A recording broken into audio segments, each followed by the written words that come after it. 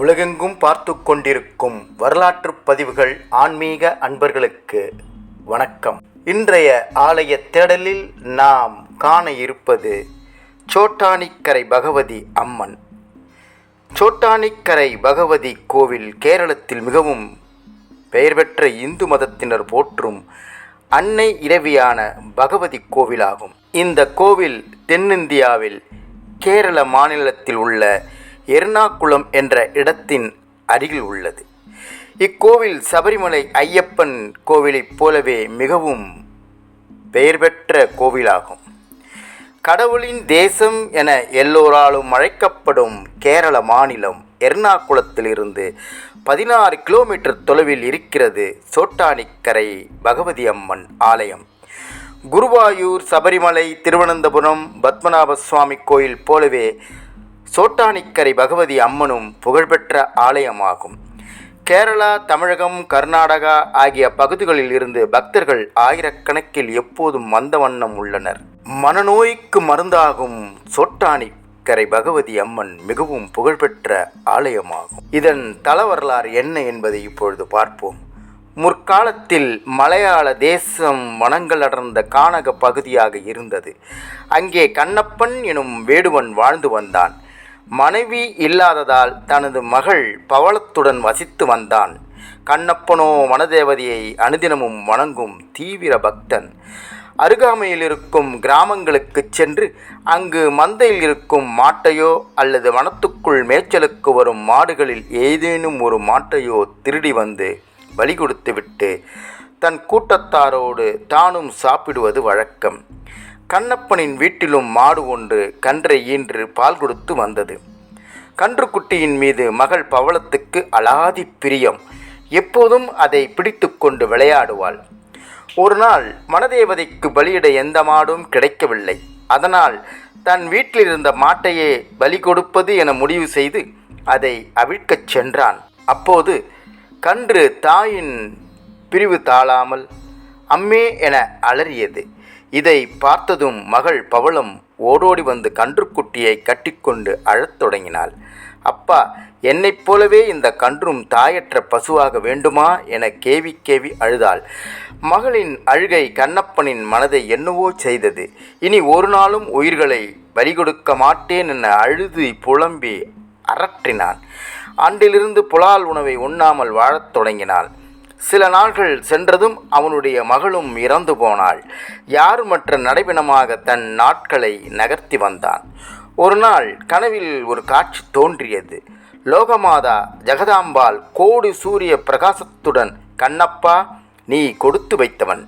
உன் மகளின் நேசத்துக்குரிய பசு சாட்சாத் மகாலட்சுமிதான் என்பதை அறிந்து கொள் என கூறி மறைந்தாள்.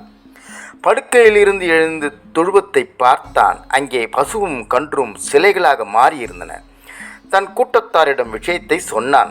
அவர்களுக்கு அந்த இடத்தில் காவு அமைத்து மரங்களாலான கோவிலை உருவாக்கி வழிபடத் தொடங்கினர். ஆனால் கால ஓட்டத்தில் அந்த பகுதி முழுவதுமே இயற்கையின் ஆளுமைக்கு சென்று மரங்கள் அடர்ந்த பகுதியானது.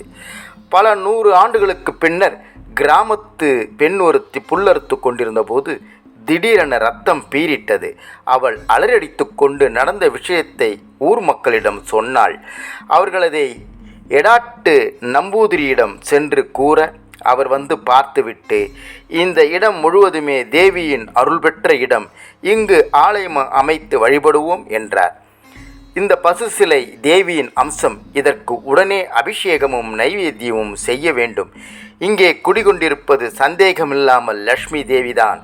இது லக்ஷ்மி நாராயணமூர்த்தியின் வாசஸ்தலமாக திகழவிருக்கிறது என சொல்லி பூஜை புனஸ்காரங்களை அப்போதே தொடங்கினார் எடாட்டு நம்பூதிரி.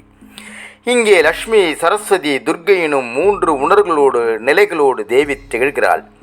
தேவியின் வலது பக்கத்தில் 2 அடி உயரமுள்ள கிருஷ்ணன் சிலை உள்ளது.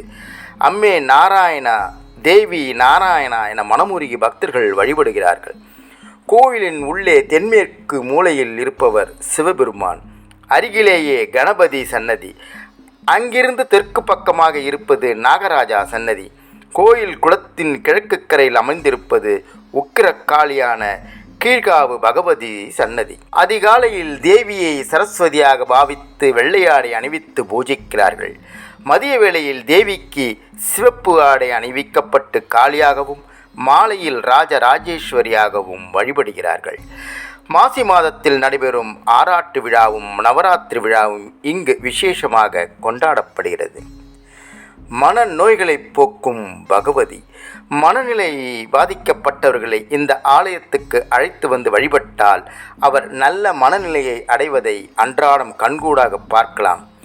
நோயின் தன்மையை பொறுத்து இங்கு சில நாட்கள் தங்கி வழிபட்டு செல்பவர்களும் உண்டு. சோட்டானிக்கரை பகவதி அம்மன் வழிபாட்டில் சில முக்கிய அம்சங்கள் உள்ளன.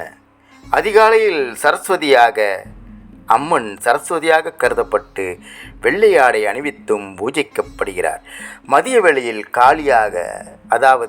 வேளையில் அம்மன் காளியாக கருதப்பட்டு சிவப்பு ஆடை அணிவித்தும் பூஜிக்கப்படுகிறார்.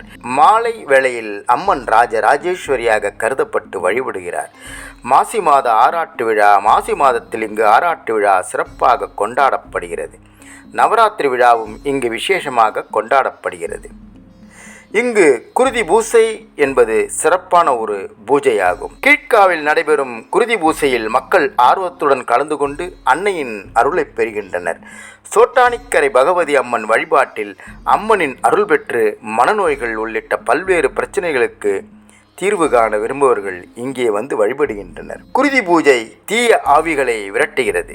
இது இரத்தத்தை பிரதிபலிக்கும் சுண்ணாம்பு மற்றும் மஞ்சள் கலவையை கொண்டுள்ளது. பத்ரகாளி அவர்களின் விலைமதிப்பற்ற இலக்குகளை அடைய அதை கிடைக்கச் செய்கிறது. இந்த பூஜை குறைந்தபட்சம் 3 மற்றும் அதிகபட்சம் 12 பாத்திரங்களுடன் செய்யப்பட வேண்டும். நுகர்வுக்கு பிறகு விசுவாசிகள் திரவத்தை வீட்டிற்கு எடுத்துச் சென்று தீய ஆவிகளை எதிர்த்து போராட வீட்டின் 4 மூலைகளுக்குள் புதைப்பார்கள். அப்படி செய்வதால் தீய சக்திகளும் தீய ஆவிகளும் விரட்டப்படுகின்றன என்பது ஐதீகம். அம்மே நாராயணா, தேவி நாராயணா, லக்ஷ்மி நாராயணா, பத்ரி நாராயணா.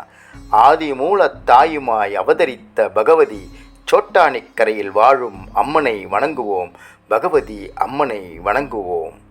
மனக்கவலைகள் தீர அம்மன் அருளை பெறுவோம். மீண்டும் மற்றும் ஒரு ஆலய தேடலில் சந்திக்கின்றேன். வணக்கத்துடன் உங்கள் அருள்மொழி சண்முகம்.